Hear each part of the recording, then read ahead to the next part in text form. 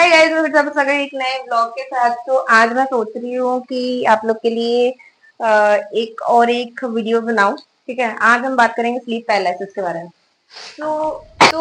Sleep paralysis में क्या होता है कि साइंटिफिकली तो हम लोग जानते ही हैं कि स्लीप पैरालिसिस में हमारी माइंड कॉन्शियस रहती है बट हमारी बॉडी हिल डुल नहीं पाती है।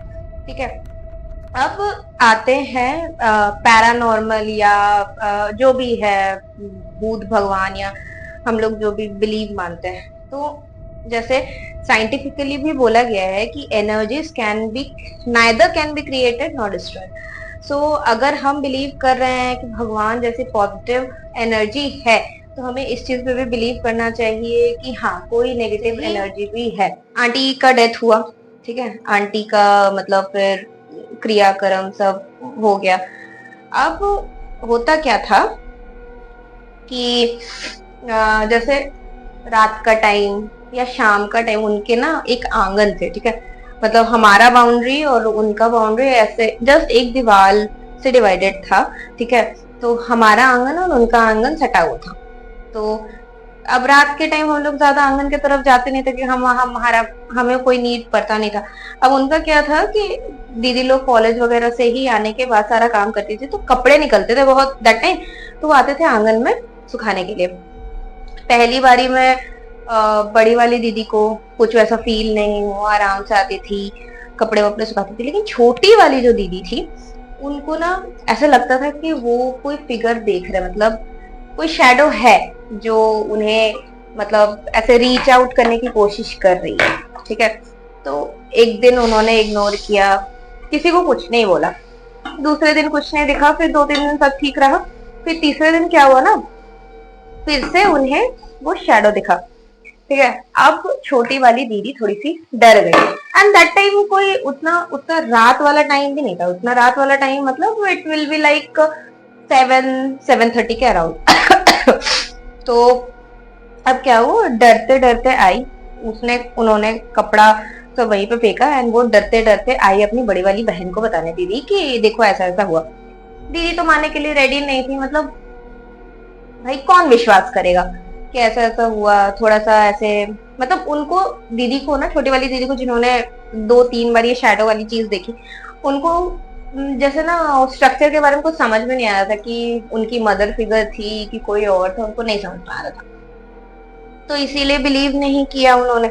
उनको लगा होगा, बड़ी वाली दीदी को लगा होगा जैसे माँ जाने के दुख की वजह से परेशान हो गई है, इसीलिए ऐसी ऐसी बातें कर रही है। तो उन्होंने फर्स्ट डे बिलीव नहीं किया।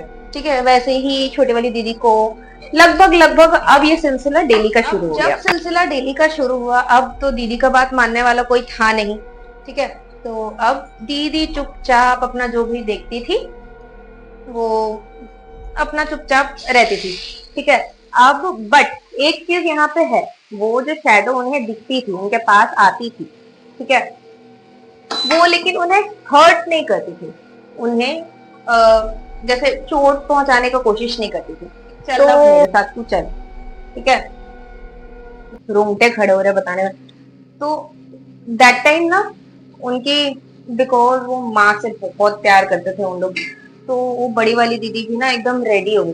बट उनकी माँ का एक ही कंडीशन था, ठीक है, कि अगर तुझे मेरे साथ आने हैं तो पूरे जितने भी कपड़े हैं तुम्हें त्यागने होंगे और एकदम फुल नेकेड होके मेरे पास आना है। ठीक है, तो अब दीदी इज लाइक कि हाँ ठीक है मैं जाऊं, तब तक वो कन्विंस्ड हो गई थी एंड वो प्रोसेस में लग गई कि हाँ मुझे मम्मी पास जाना है, मुझे मम्मी के पास जाना है, मम्मी मुझे बुला रही है, मम्मी ही है तो मुझे जाना ही है, ऐसे करके शी इज रेडी। एंड वो आंखें नहीं खोली, वो नींद में वो सारी चीजें कर रही है। ठीक है, अब हुआ क्या कि जब ऐसे पूरा एकदम she is very ready to मतलब गो मम्मी के साथ जाने के लिए, वो बहुत ज्यादा जब रेडी हो गई, तब सडनली उसकी जो छोटी वाली बहन थी उसने देखा कि भाई दीदी ये क्या कर रही है, घर में सारे लोग हैं, वो इस हालत में क्या कर रही है। ठीक है, तो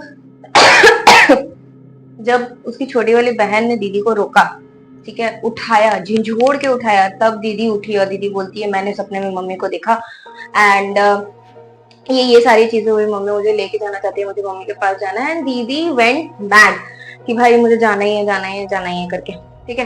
दैट डे तो जैसे तैसे उनको शांत करके उनको रूम पे रख लिया गया। उसके बाद पंडित जी आए, घर पे पंडित जी को बुलाया गया क्योंकि श्राद्ध वाला जस्ट काम खत्म हुआ था। बरखी तो सबको पता है कि 1 साल बाद होती है, तो उन्होंने करवाया, नहीं तो 1 साल बाद ही होती। उन्होंने बोला कि देखो, जैसे जो तुम्हारे कल सपने में आई थी वो तुम्हारी मदर नहीं थी, वो कोई नेगेटिव एनर्जी थी जो तुम्हें लेके जाना चाहती थी तुम्हारे इस वीक पॉइंट का यूटिलाइजेशन करके।